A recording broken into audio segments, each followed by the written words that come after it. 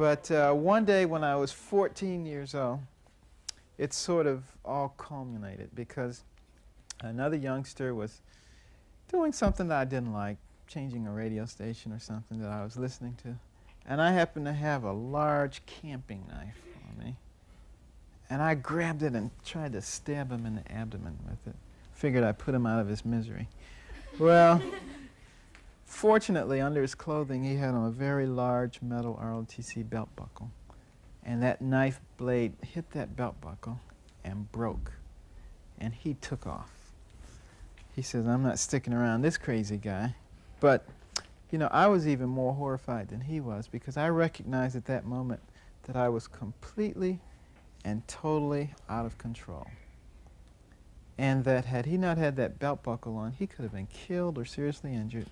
And instead of realizing my dream of becoming a physician, I would have been on my way to jail or reform school. And I went home and shut myself up in the bathroom. And I started praying and asking God to take that temper away from me because I had no control over it. I was just like a crazy person when I got mad. And I started reading in the book of Proverbs, and it had a lot of stuff in it about people who lose their tempers and what happens to them. And it all seemed like it was written just for me. And I stayed in there for 3 hours, praying and contemplating and reading. And when I came out of that bathroom, the temper was gone. And I haven't had any problems with it ever since that time. And people who know me today can't believe that I used to be that way.